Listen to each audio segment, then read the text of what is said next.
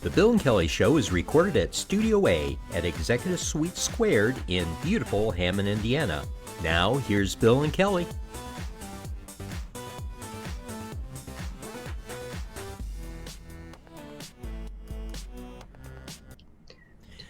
Good morning and welcome to our show. Today's guest is Vivian Probst from the Milwaukee area. Is that correct? That's it. You got it. And we just, as open-minded as we are, we talked before the show how open-minded we are about Packers fans, so they're allowed on the show. All kidding aside, Vivian, welcome to our show. Sorry that Kelly could not be here, but she had a lot of commitments today. And, you know, our viewership usually goes down once people hear Kelly is not here. But oh, no. But we'll work our way through it, shall we? Yes, let's. I apologize again to all of our listeners and viewers. Kelly's not here, if you haven't guessed that. No, she won't be popping up. Maybe she'll jump up off her car so you can see her in our window here, but that may or may not happen. So, all kidding aside, welcome, Vivian. We're so excited that you're our guest today on our show. We're excited to talk about your books and some of the other things that you're involved in. So why don't you tell us a bit about yourself, where you come from, where you went to school, and what inspired you to become an author?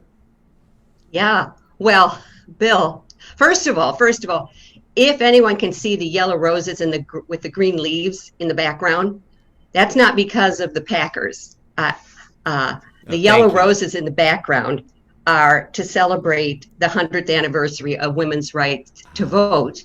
Okay, and they used yellow roses. So when we got these in here, I thought, oh no, Packers, yeah, oh, we're good, right? Oh, we can still talk totally to each other. Good. Yeah. You know, again, yeah. I've come to a place of understanding and acceptance, which extends itself well into the Wisconsin area. So, yes, yeah. So, no, I'm looking through, don't see any G's or any other nauseating material that may cause me to stop this interview. So we'll go on. Yeah. But we want to talk about that because that's coming up. The celebration, the 100th anniversary of women's right to vote is coming up next month, is it not? August 18th. Excuse me.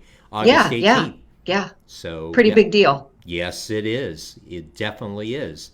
And it transcends time because it speaks to rights, human rights, women's rights. So that is, we want to get back to that before we let you go today. So why don't you tell us a bit about yourself? Yeah. Well, Hammond, Indiana, you've got to be joking. I mean, I was born in Indiana. Oh. My father was the town doctor in Dyer, Indiana. Wow. You mentioned Crown Point earlier. We lived in Crown Point. So my life started in Indiana. So I'm just shocked and in awe that we have that connection. Well, you probably recognize this 8094 then being yeah, very much so. Yeah. So this is just really fun. Cool. So so I grew up in Indiana for a number of years, and my parents had always had a desire to serve God, and they wanted to be missionaries. So when I turned about 16, my parents uprooted us and got us trained to be missionaries, which never really happened because my mother became ill. And so they couldn't do what they wanted to do, but I was raised in a very faith-based environment. So I decided that was my calling, that I was going to follow in the family footsteps. And I went through all the training and I ended up in Africa. And I was just stunned to realize that my parents' calling wasn't mine, and I could not embrace life in another country. The culture shock was horrible. I became quite ill, and life just said, you know, you can't follow in your parents' footsteps. and live your own life. You can't do that at the same time. So I had to leave that aspect and grow up and start to live my own life, which is partly talked about in these volumes that I've written. And I ended up in a wonderful industry, affordable housing. This will just fascinate your listeners, because there is a tax program that creates this affordable housing, and I really don't think that's going to fascinate your listeners all that much. But I have spent over 30 years teaching the tax regulations that go along with that program, which does create affordable housing all around the country. And I love that, believe it or not. I love educating people about these regulations because A, what it does, and B, my second goal is making a difference in people's lives. So I can be with a group of people that I'm teaching tax regulations to, and my real message to them is, your life makes a difference. You make a difference. Your being here makes a difference. You are so important to life. And so I've been doing that for 30 years, just traveling, teaching tax regulations, and uplifting people to the best of my ability. And my writing life started about 20 years ago, when stories just started showing up, and I just started writing them because they were kind of living in my head. And that's how I got to where I am today. You know, Briefly. It's kind of intriguing because I hear that from so many authors that that a lot of times when they are developing a story like a mystery writer, that these characters develop themselves. It's almost like they're sitting in front of the computer and the words start flowing as if that person is having a conversation with the author. So it's exactly it. That's a common thread that we've seen. So. Now, with us, with Kelly and myself, we just have 1,000 personalities within our head that we converse with daily. So people claim that we should be medicated, but I'll have to consider whether that's my own personal problem as well. But the thing is to listen. And so in 2000, I was quite successful. I had my own consulting business in this affordable housing program. I was traveling the country and teaching these regulations with all the love in my heart for people. And yet, I had some issues in my personal life. And one of them was I was making a great living, but how do I say this? I have this incredible gift of spending more than I earn. Now, I come from a missionary background, a background that is devoted to other people. So when I moved from that, shifted into my career and started making money, I frankly didn't know what to do. And so I got myself into this mess. And so one night, this is how my writing started. One night I went to bed and I just said, okay, if my money issues were a person I could talk to, what would that person say to me? And I went to sleep and I had a dream that started this whole series of books. I have a main character. Her name is Avery Victoria Spencer. She is now in her, I think, mid-50s, but she's had an extremely traumatic life. Her life is not my life, but her issues are my issues. So over the course of 20 years, she has helped me by writing stories through all of these issues until mine are resolved, hers are resolved, and it's taken 5 books to do it. Oh, wow. And they're just fun stories. So she's helped you along with the storyline as well, the series. Oh, yeah, she is. All the characters that show up, they all show up because of what she's going through, which mirrored some of my experiences. Can I just share what there are 5 volumes? Oh, please do, please. Yeah, in the first volume, she wakes up in a dungeon in a medieval castle, and she is a bank president facing bankruptcy. Now, that's ridiculous, right? How can a person who knows money so well end up in a position where her whole career could be ruined, right? So she's desperate to find out the answer.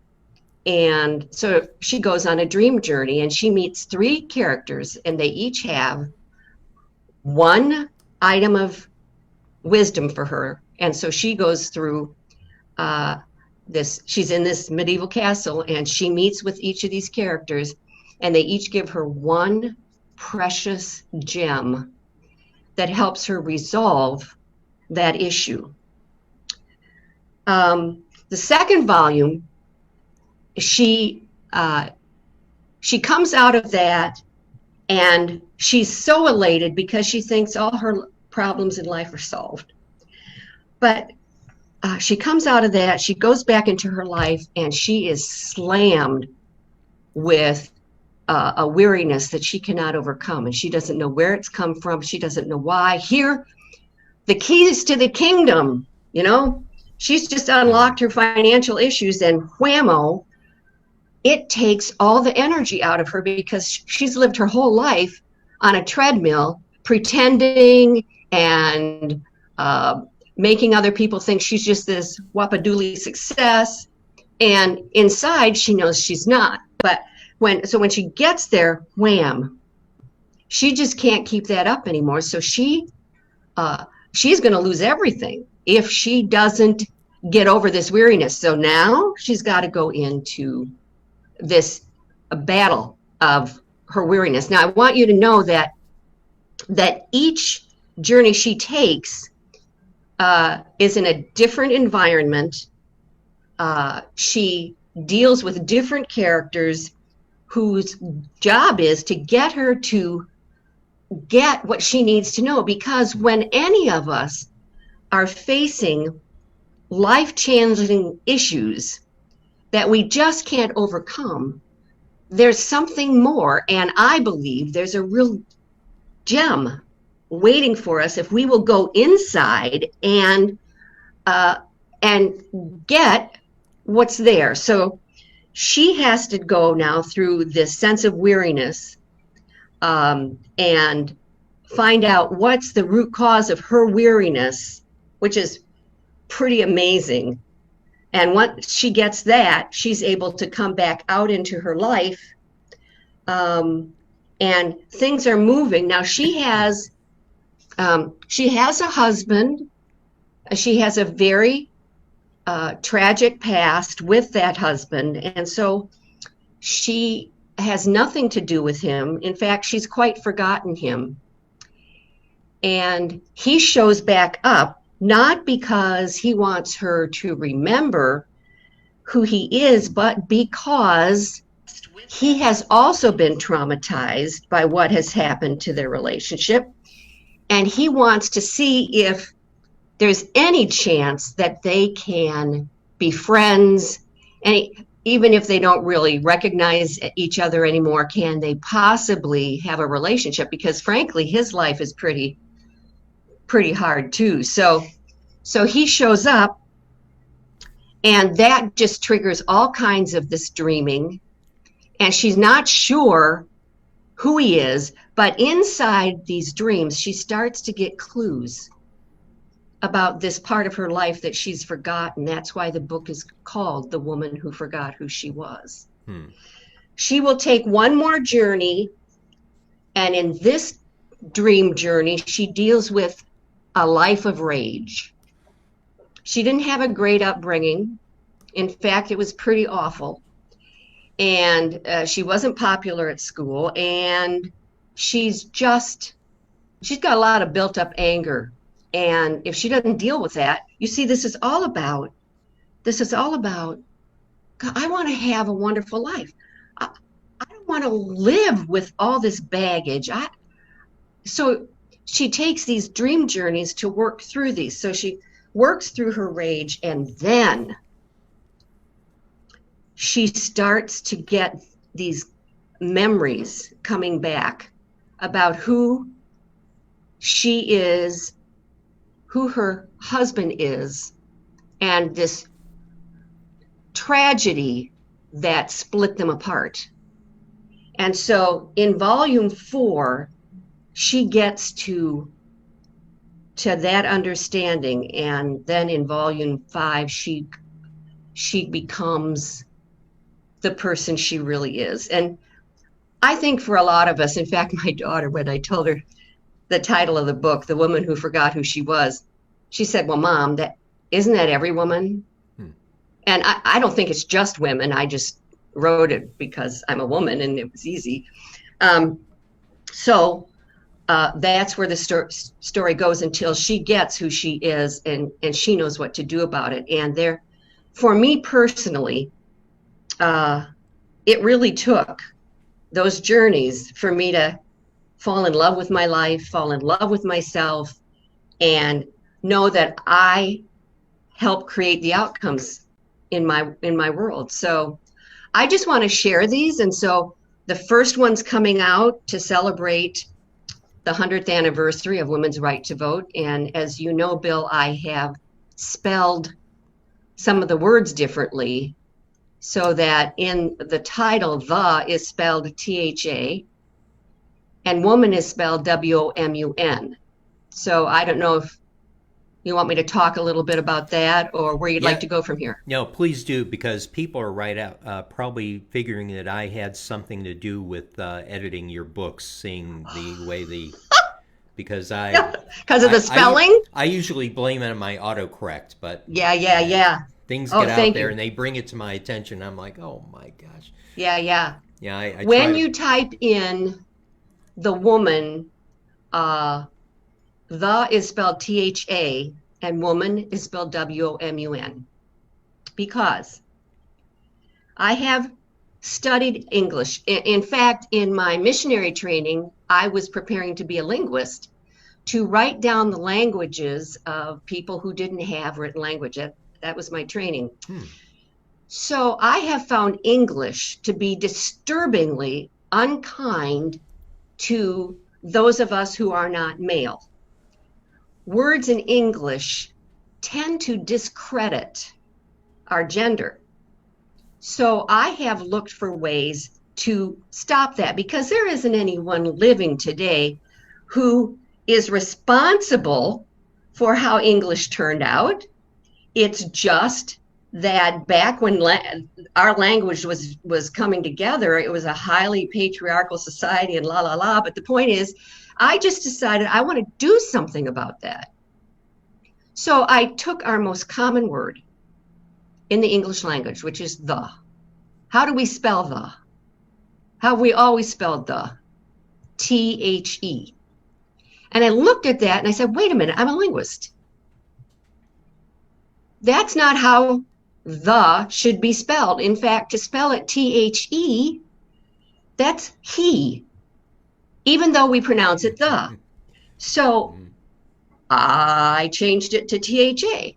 And what it did for me, and I've done this all for selfish reasons, because I want to see, and even my writing is a giant research project, to see if we give women their own words, just some of their own words.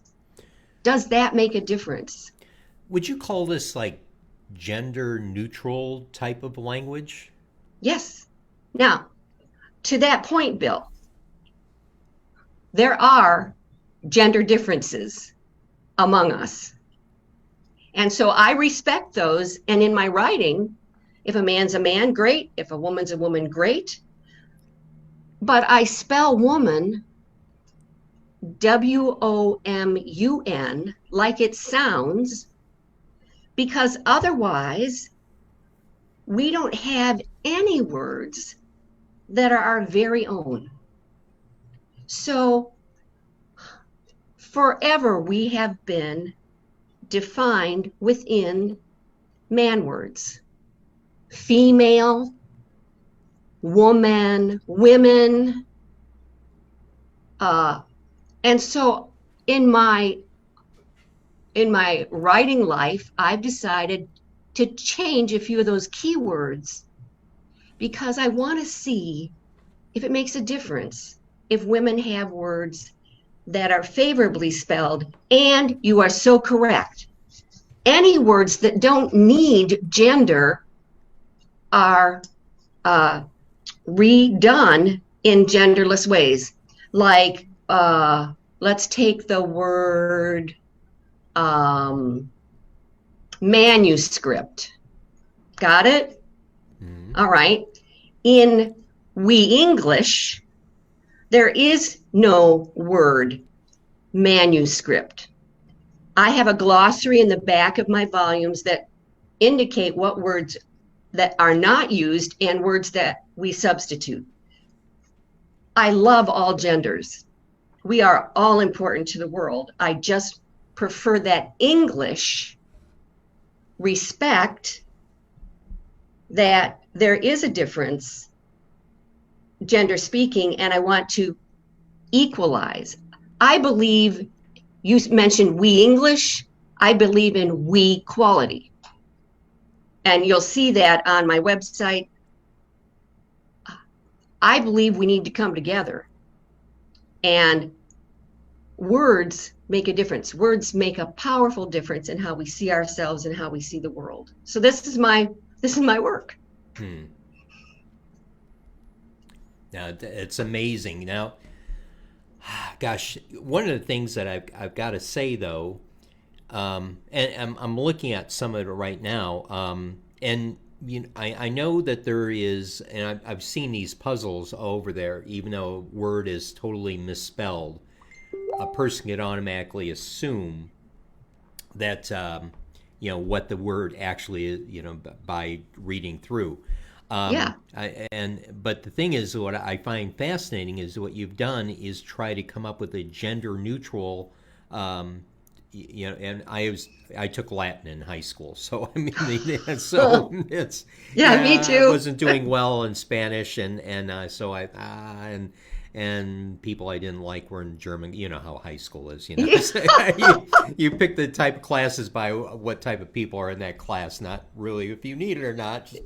And she's in that class, I'm not going in there. So anyway, I ended up taking Latin, and oh my gosh, oh man, I did everything I could do, drink 15 cups of coffee in the morning, make sure I stayed awake during Latin class. But I'm so thankful now because it truly is the root of all languages. And you are right, even back in Latin, there is always a male preference in the root of a lot of the words that back in the day, okay, that made sense. But when you looked at a totally male-run society, made sense back then. But now, I mean, the leadership direction, the gender leadership direction is totally changed. And we all look forward to the day when we will have a female president and a vice president. And so where we shatter that whole thought process. So yeah, but it is kind of interesting because I would love to get one of the books and read through it to see how it reads through.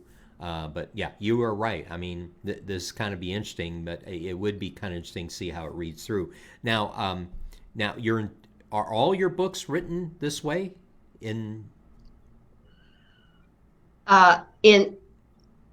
The Woman Who Forgot Who She Was, all Okay. 5 volumes are written in yeah. We English. All right. I have other books published that are completely not. They're just regular English. Got it. This is my way to honor and respect our gender differences and to bring equality. And so I have worked on this for about 10 years. And during that time, I've converted these volumes to that form of English. And I want to tell your listeners that I am speaking in what I consider we English, and you won't notice a lot of difference. When you read these volumes, you will see some words spelled differently. And in the back of the book, I explain. Okay, can I give you one example? Sure. Yeah. All right. Our word reason, Reason. Son is a male child. All right. So in my review of English, I have respelled that so that if we're talking about your son, Son. If we're talking about a reason you do something, that is spelled differently. And its son is spelled Sun. All right. Mm-hmm. Just because I have looked for every way that English subliminally discredits women. Another example, and we all know this, miss, I think there are 29 different words that are kind of derogatory with the word miss, M-I-S. And so none of those appear in my volume. So the thing is, you won't see a lot of difference because you won't see the words that I refuse to use. You'll see some of those in the glossary, but you'll be able to read the stories just very easily. And I'm interested, Bill, to see how our society responds to a slightly different orientation that gives women more freedom with words. Yeah, that definitely Can it make a difference?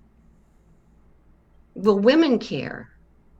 The women I have spoken to about what I'm doing, somehow it seems to me a little light comes on because they'd rather be seen as individuals.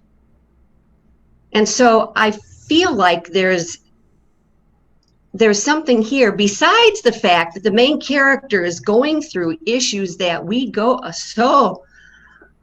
see many is a word I don't use. A lot of us go through. And there has to be a way through those as well. So I'm attempting I'm taking two roads kind of at, the same time, THA, same time. And I'm so curious to see how these are received. Now, volume 1, Out of the Dungeon of Despair, comes out August 18th, and then the others are scheduled to come out maybe 3 to 4 months later. And how can someone get one of these books? Are they available on Amazon or just through public or private distribution? Yeah, they will be on Amazon. We are currently taking pre-orders at my website, which is vivianprobst.com. And we will be on Amazon. We're just to the point where all that is going to be transacted. We're actually just now working on the book cover. That's why, regrettably, we don't have a book cover to show you. But they will be available on Amazon, and that's where we intend to promote them the most, in Barnes and Noble and whoever else is out there. It's but in the we're meantime, so close. If they're interested in your books, they can go to your website until you are on Amazon. And we'll put a link. I'll go back and edit the post and put the link to your website on, so people can click to it and go right to the website. That'd be great. So let's talk about this entire series. I want to go back and talk about some of the other book projects that you've had, some of your other past projects. Do you want to talk about those a bit? Sure.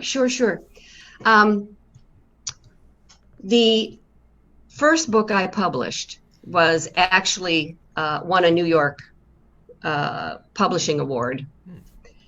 And it's an entirely different genre. Bill, you said it so well. You know, the story shows up. My job is to write it. It can't matter to me whether it's a different genre. It can't matter to me if I disagree with the characters, if I don't like them for some particular reason. If you offend your characters, they stop talking to you. And I've had that happen. So my first book, Death by Roses, to me, a wonderful romantic comedy about a couple who've been married 30 years. They can't stand each other. And on a particular day, a particular event happens that so outrages the wife. Now, again, this is a comedy, that she dies of a heart attack on the toilet. All right, so when you look for the book, you'll see her red high heels, and you'll see her sort of seated, just knees down. Now, that's how the story starts. What happens at that moment, she's very upset. She doesn't want to go into her next life. And so but she has no choice. So she goes, and before she can go to that wonderful part of her next life, she has to go through a review. And during that review, I want you to imagine, and this is exactly how in the story, she goes through everything that she felt was wrong with her life, and may I say with her husband. And she's given a dial. And in this dial, she has the opportunity to change that outcome. She can make it worse. She can make it better. In that process, she learns that it wasn't all her husband's fault. All the stuff she blamed him for was not all his fault, that she contributed, and now she wants to go back into life, and she wants to do it over. Well, so she figures out a way to do that. She's a rather meddlesome, determined person, and she gets back into life, but not exactly how she had hoped. She ends up in the body of a very angry, kind of nasty movie producer of horror films. And so these two have an issue, because they're either going to get stuck here or they're going to have to figure their way out. And I don't know if I want to tell any more, but the rest of the story it's just so much fun. How they eventually resolve things, all the other characters in there. I mean, we all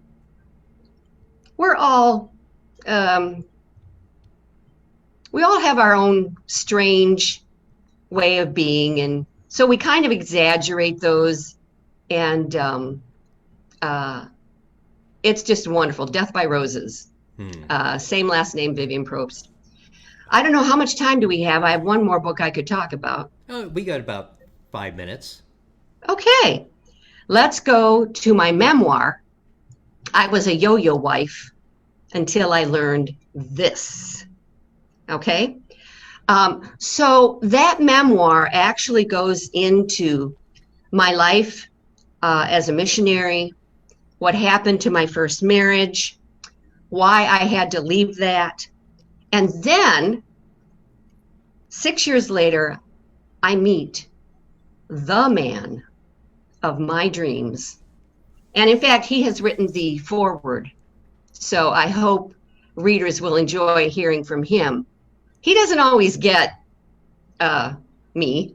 I think that's generally true, but he accommodates these things. So it's just a treasure. I had one lady recently just tell me, I just love the preface. I just love the preface. And so, okay, good.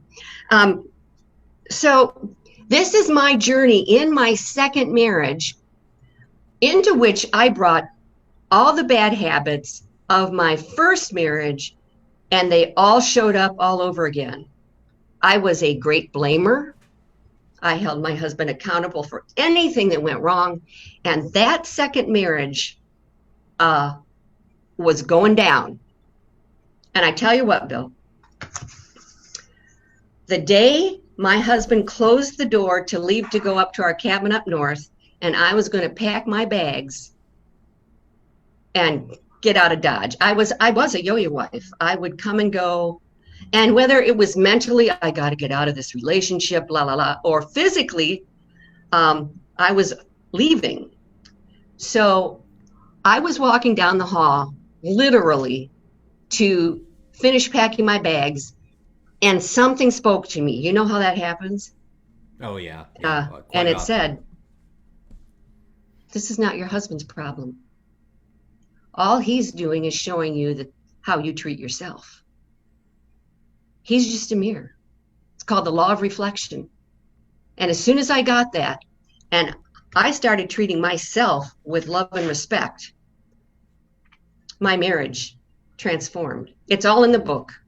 It's all about what I learned, how it changed. We've been married. We just passed 34 years. We are just gaga. We are just in love. It's just incredible. Those are my other two books that are out there. Great. Oh boy. Well, these all sound amazing, fascinating. I can't wait till we get some of them and we have reads, particularly just to look over this language you're developing. It's Yeah. yeah. Yeah. So and that's we English, right? We English. We English. Or you can say Winglish, but Winglish. either way, it's And WE capitalized English. NGLISH. It's the we. We're emphasizing we. And it's kind of interesting because, especially when now we have a new, not new, but a lot of people are now gender neutral and transgender. And, people are thinking of themselves as non binary.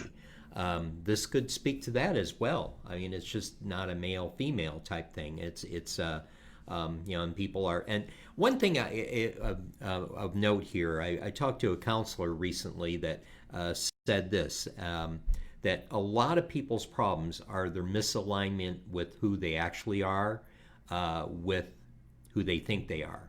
And a lot, and he sees that more and more today. For some reason, he finds that he's having to spend more time, particularly with adolescents, who really are so confused about who they are because of media, and they try to portray themselves as something in the media or a character, and it gets further and further away from who they actually are.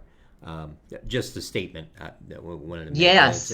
But there is a gender spectrum, and we all have a place on that spectrum. We have two primary, but I believe each of us is a separate and unique gender composite. Yes. Yep. And so with that, we better start wrapping things up here today. And boy, I can't tell you how much we appreciate this conversation. Has been great hearing you discuss your books, and we'll put the link to your website up there to absolutely make sure. And please don't be a stranger. We'd love to have you back on, particularly in August. And we can coordinate this with some of the celebration of the 100th anniversary with the women's right to vote. That's fabulous. Oh, I just really thank you so much. You are my launch. You are my first public release of these volumes. So, wow, thank you so much. We'll make sure that this gets out there as much as possible and share this story out there. So that'd be great. So listen, we better start wrapping up here. And Again, Vivian, we're honored that you came on our show and discuss your books, and we'll keep in contact. And Thank you so much. even though you're up in Wisconsin, have a blessed day. And by the way, are you ever thinking about coming up with a Wisconsin-ish language? No, Like that'll have to be another lifetime, Bill. like Sorry. the word yahe? Oh yeah. Or yeah. Oh, I think that one already exists. Love it. Well, before we lose more of our fans up in Wisconsin, we better say goodbye. With that, we'll say goodbye for now. Have a blessed day. Enjoy this beautiful weather that we're having in the Chicagoland and up in the Wisconsin and Michigan area. It's been great. So, Vivian, goodbye for now. We'll say goodbye. Enjoy the day, folks. Thank you all. This episode of the Bill and Callie Show is brought to you by Brown Insurance Group has been providing coverage to municipalities, companies, and individuals in the region for over 73 years. As a partner of the Keystone Insurers Group, we are able to offer an extensive line of insurance products and services, from commercial services including employee benefits and liability insurance, to personal services such as home, auto, watercraft, and motorcycle coverage. We are also committed to our community. We support many charities and events in the region. Our core values of care and integrity since the inception of Brown Insurance Group has made us one of Indiana's most respected and valued insurance agencies. To make an appointment with one of our experienced specialists, call our Highland Insurance Office at 219-972-6060. Brown Insurance Group. Small town values, big time resources, going beyond expectations to protect you and yours.